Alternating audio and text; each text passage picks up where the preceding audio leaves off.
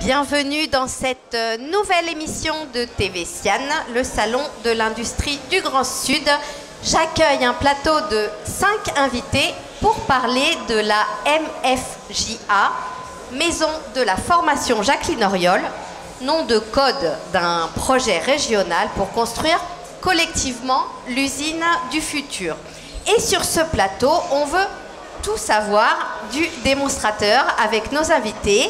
Emmanuel Cordier, chef de département adjoint en charge des relations extérieures de l'IUT à Paul Sabatier et responsable partenariat et investissement de la MFJA, Maison de la Formation Jacqueline Auriol. Bonjour. Bonjour. À vos côtés, Serge Angevin. Vous êtes directeur délégué industrie au pôle Aerospace Valley, détaché pour ce rôle de l'entreprise Stelia. Bonjour. Bonjour. François Vive, vous êtes pour votre part directeur opérationnel Campus des métiers et des qualifications aéronautiques et spatiales d'Occitanie. Et vous êtes détaché d'Airbus. Bonjour. Bonjour. Jean-François Mazouin, vice-président aux finances de l'université Toulouse 3 Paul Sabatier.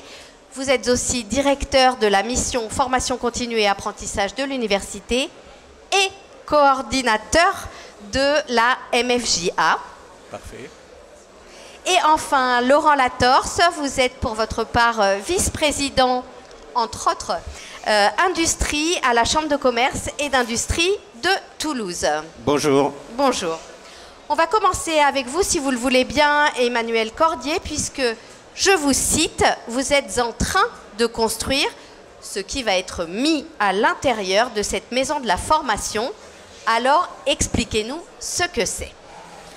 Alors effectivement, la maison de la formation Jacqueline Auriol va voir le jour très prochainement, donc une livraison en avril 2021. Un bâtiment qui va venir sur l'espace Montaudoran en continuité du B612 qui accueille aujourd'hui le pôle Aerospace Valley. Je me tourne vers Serge Angevin à mes côtés. Et juste en face de l'espace Clément Ader qui abrite aujourd'hui la recherche publique. Donc effectivement, dans un an, on arrive avec 1500 étudiants. Donc 1500 étudiants, ce n'est pas une nouvelle école, mais il s'agit d'un rassemblement. On mutualise nos écoles et nos départements aujourd'hui existants. Et l'objectif est de franchir ensemble la 4e révolution industrielle. Donc à l'intérieur, on a pour objectif de mettre en place une usine-école, véritable démonstrateur de l'industrie du futur, pour nous permettre 3 choses. La première, ça va être déjà de former des étudiants, donc ça c'est une évidence, des étudiants avec les bonnes compétences industrie du futur pour qu'ils puissent intégrer les entreprises donc, du territoire et amorcer avec ces entreprises la transformation numérique, donc c'est le premier point. Le deuxième, c'est également, donc là je me tourne à nouveau vers Serge, c'est accompagner les dirigeants d'entreprise dans cette transformation, les convaincre, donc il pourra peut-être un peu plus détailler que moi ce point-là. Et le troisième, donc en partenariat avec l'UMM, l'objectif est de renforcer l'attractivité de la filière, donc des visites de collégiens, des visites de lycéens pour les inciter à nous rejoindre aujourd'hui dans l'industrie. Merci Emmanuel de cette présentation claire. On aura compris un centre d'accélération pour l'usine du futur. Vous avez parlé de 1500 étudiants qui seront accueillis. J'ai envie de vous interpeller sur le sujet, Jean-François Mazouin. Est-ce que la formation continue est aussi concernée par cette MFJA, Maison de la Formation Jacqueline Auriol, à venir? Alors oui, bien entendu, la formation continue et est au cœur du projet. La formation en alternance également. Alors c'est quelque chose qu'on connaît assez mal. La MFJA, il faut le dire, c'est plusieurs établissements. C'est l'université Paul Sabatier, mais c'est aussi l'INSA de Toulouse, c'est aussi l'ISAE Supaéro. Donc plusieurs établissements qui coopèrent sur ce sujet. Pour vous donner un exemple, dans l'université Paul Sabatier, 32 000 apprenants, il y a 5 000 stagiaires de la formation continue. Alors c'est quelque chose qu'on connaît mal, mais c'est une réalité que nous vivons au quotidien. Et naturellement, au cœur de la MFJA, nous avons aujourd'hui 260 alternants. Nous avons des stages de formation continue, donc des salariés, des demandeurs d'emploi qui viennent se former.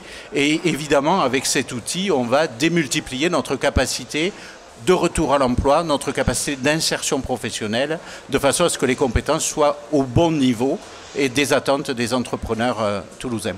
Alors on le sait, hein, les emplois dans les industries sont souvent en tension. Et les salariés ont besoin aussi de transformer leur savoir-faire. Est-ce que c'est ça l'objectif de cette MFJA? Évidemment, l'outil industriel, on le voit, se transforme de façon profonde. L'intelligence artificielle, c'est un des sujets sur lesquels l'Université de Toulouse est clairement positionnée, mais aussi la robotique. Donc le numérique à tous les étages de cette transformation industrielle. Et donc ça nécessite d'adapter les compétences de chacun d'entre nous, de l'appareil de formation lui-même, et nos formations évoluent en ce sens. Donc nous sommes actuellement dans la préparation de la prochaine période de contractualisation avec l'État et nous réfléchissons à cette offre de formation qui démarrera en septembre 2021 au moment où la Maison de la Formation Jacqueline Auriol entrera en activité. Donc c'est bien l'objet d'adapter nos formations de façon à ce que nos diplômés, de façon à ce que les salariés qui nous font confiance soient effectivement dans la meilleure évolution de leurs compétences. Alors ce n'est sûrement pas votre voisin Laurent Latorce qui vous contredira sur ces métiers du futur, puisque à la fois vice-président industrie, mais aussi impliqué dans les questions de robotique. Laurent, pourquoi la CCI est-elle impliquée dans ce projet et comment ? Alors depuis le début, en fait, on est partenaire de cette maison de la formation. Pourquoi? Parce qu'on a apporté les outils qu'on a créés depuis de nombreuses années, tout ce qui est scan, industrie du futur, pré-diagnostic de nos ressortissants pour les sensibiliser à l'industrie du futur et les emmener tout doucement jusqu'à l'expérimentation.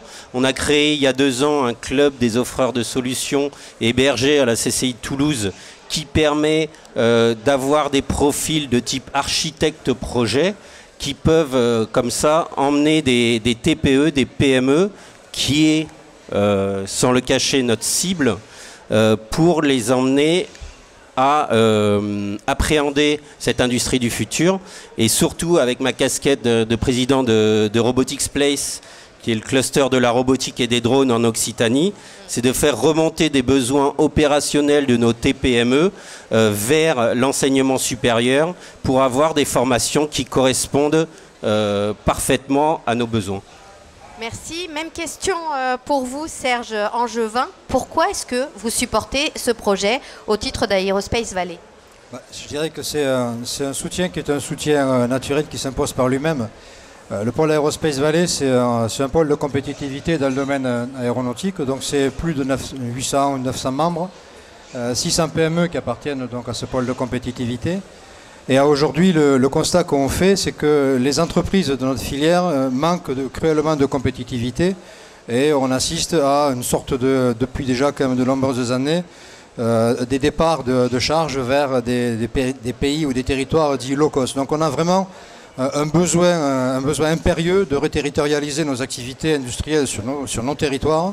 Et aujourd'hui, une des solutions, c'est bien évidemment d'accélérer la transformation digitale des entreprises de nos territoires. Et pour cela, il y a un partenariat qui est tout naturel. Donc la maison Jacqueline Auriol s'installe à côté du B612, qui est notre siège. Avec un outil industriel qui va être extrêmement important, dont Emmanuel pourra mieux parler que moi, et qui permettra de montrer à des chefs d'entreprise ce que peut être une usine connectée, ce que peut être l'industrie du futur. C'est ce qu'on a préfiguré avec ce projet, enfin je dirais ce démarrage d'usine connectée qu'on a mis donc à l'entrée du CIAN. Et donc le pôle s'associe complètement à cette démarche-là, en amenant des parcours de formation, en amenant une sensibilisation des dirigeants d'entreprise de notre écosystème pour les convaincre qu'il faut y aller, pour les convaincre que c'est une nécessité s'ils veulent rester dans le jeu et s'ils veulent rester suffisamment compétitifs pour continuer à se développer et ramener l'activité sur nos territoires. Et puis ensuite, cette transformation, elle doit être soutenue par l'éducation. Parce qu'on change de technologie, on change de monde, on se projette dans un monde qui est totalement différent. Ce monde-là, aujourd'hui, personne n'est préparé pour rentrer dedans. Donc les formations, que ce soit des formations continues, que ce soit des formations initiales, il faut qu'elles existent et il faut qu'elles correspondent aux besoins des entreprises. Donc le partenariat avec le pôle Aerospace Valley est tout à fait naturel, il s'impose par lui-même et on est soutien à 100% de cette initiative. Merci. Et de votre côté, François Vive, quel est votre rôle? Donc je vais faire le lien avec mes collègues. D'abord, en 2 mots, qu'est-ce qu'un campus des métiers et des qualifications? C'est un organisme nouveau qui a été créé il n'y a pas moins de 3 ans sur l'Occitanie.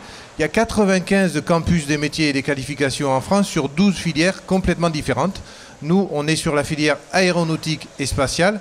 Donc ce n'est pas un grand scoop pour notre région puisque c'est une des filières majeures. Et on s'est organisé, alors quand on dit on, ce sont tous les organismes de formation, les entreprises, les organismes de diffusion de la culture scientifique comme Aéroscopia, la Cité de l'Espace, les institutionnels, dans le but de se fédérer sur des objectifs et des projets majeurs, comme on l'a dit, par rapport à la filière, par rapport à la formation et les compétences au service des entreprises. Donc l'AMFJA, c'est un des projets que l'on soutient depuis le début. Ce projet, il a commencé avant même que le campus soit né. Et on a tout de suite vu qu'on pouvait, nous, y amener notre force de frappe avec tous les membres qui nous ont déjà rejoints depuis ces quelques mois au sein du campus. Donc on soutient, comme d'autres projets, je ferai juste un parallèle avec ce qui s'est passé la semaine dernière. On a l'avion école, donc c'est un avion qui est prêté par Airbus au campus. Là, on travaille sur l'usine école, qui est aussi de matérialiser, dans le but aussi d'attirer sur la filière de manière concrète, d'attirer les jeunes en particulier sur notre filière. Donc on entend bien que vous êtes tous fédérés autour et derrière ce projet. Est-ce que vous pouvez nous donner une idée du coût de ce projet et comment il est financé? Emmanuel? Merci. Le coût, alors si on parle du bâtiment, l'AMFJA aujourd'hui c'est 43 millions d'euros. Donc pris en charge par l'État, la région, Toulouse Métropole. Donc ça comprend la destruction des anciens bâtiments, mais ça ne comprend pas le matériel, les équipements. Les équipements aujourd'hui c'est 10 millions d'euros, donc 2 millions d'euros qui viennent de la région et derrière 8 qui viennent de partenariats avec des équipementiers. Et des ressources financières propres qui ont été développées par les établissements, que les établissements sont allés chercher en développant notamment l'alternance. Derrière le projet de démonstrateur, donc là c'est le projet Acceleration Center dans son ensemble. C'est un projet aujourd'hui estimé à 12 millions d'euros pour le démarrage. Et nous avons déposé via le campus des métiers un PIA à 12 millions d'euros. Un PIA pour plan d'investissement d'avenir, voilà, au niveau de l'État. C'est l'État qui finance en partie à hauteur de 50%. Donc aujourd'hui, on a une réponse officieuse positive à hauteur de 10 millions d'euros avec 4 millions d'euros de l'État. Donc pour pouvoir débloquer ces 4 millions d'euros de l'État, il nous faut le complément en privé. Voilà, et en public local, mais aujourd'hui en privé on y est, on en attend encore plus. Comme le disait François juste avant, un 350 ça n'a pas de prix, bon, ça a quand même un prix mais ça coûte très cher. Donc aujourd'hui les partenaires sont là, j'ai le droit de les citer par exemple. Allez-y. Alors dans les partenaires on a Huron qui s'est engagé avec nous à nos côtés pour toute la partie machine-outils, on a Zeiss, on a Sandvik, on a Blazer, on a Hoffmann, on a Siemens, j'en oublie peut-être d'autres, je les remercie aussi, mais bon ça y est c'est engagé, donc cette partie là on l'a, mais maintenant il faut aller plus loin et il faut continuer et c'est un chantier collaboratif, donc il n'y a pas d'exclusivité, la porte est vraiment ouverte à tout le monde. Est-ce à dire que sur ce salon Sian où vous êtes présent et où vous présentez le démonstrateur, c'est cela? Alors pas exactement, en fait on est sur le salon Sian présent, effectivement on remercie la Chambre de commerce et d'industrie ainsi que le Sian de nous avoir mis à disposition 225 mètres carrés à l'entrée du salon. L'objectif est de teaser ce qui arrive derrière, donc normalement dans un an on aura un démonstrateur de 500 mètres carrés, donc le premier prototype qu'on inaugurera dans le Sian 2020, dans le nouveau parc des expos. Voilà l'objectif. Donc là, cette année, en fait, on est dans de la symbolique. Donc on construit ensemble une structure qui est un dôme géodésique. Et cette structure représente un ensemble de briques connectées. Et chaque brique est un maillon de l'industrie du futur. Donc on est dans de la symbolique, mais on invite tous les industriels présents sur le Sian, également tous les industriels qui viennent visiter le Sian, à venir nous rejoindre, construire avec nous leur brique et venir la poser sur la structure de manière à ce qu'au bout de 3 jours, on ait pas une tour Eiffel, mais un dôme géodésique de l'industrie du futur. C'est bien joliment dit. Messieurs, avez-vous quelque chose à ajouter? Oui, je voudrais... Monsieur Angevin. Oui, merci. Voilà, donc, je voudrais préciser que donc, ce projet qu'on a construit ensemble, enfin, qui est plutôt motorisé par la MFJA et le campus, en fait, c'est un prototype. C'est un prototype de ce que ça sera donc l'année prochaine au Sian, donc dans de nouveaux espaces, dans de nouveaux locaux. Et ce qu'on souhaite surtout, c'est que les industriels viennent nous voir et nous disent ce dont ils ont besoin. Qu'est-ce qu'ils veulent voir? C'est quoi pour eux une usine? Je dirais une usine connectée, une usine moderne, une usine 4.0. Qu'est-ce qu'ils attendent de ce genre de démonstrateur? Parce qu'en fait, tout ça, c'est fait pour eux. C'est à leur service qu'on construit ce démonstrateur pour leur permettre de visualiser ce que pourrait être leur avenir. Et donc, la question, c'est de quoi vous avez besoin?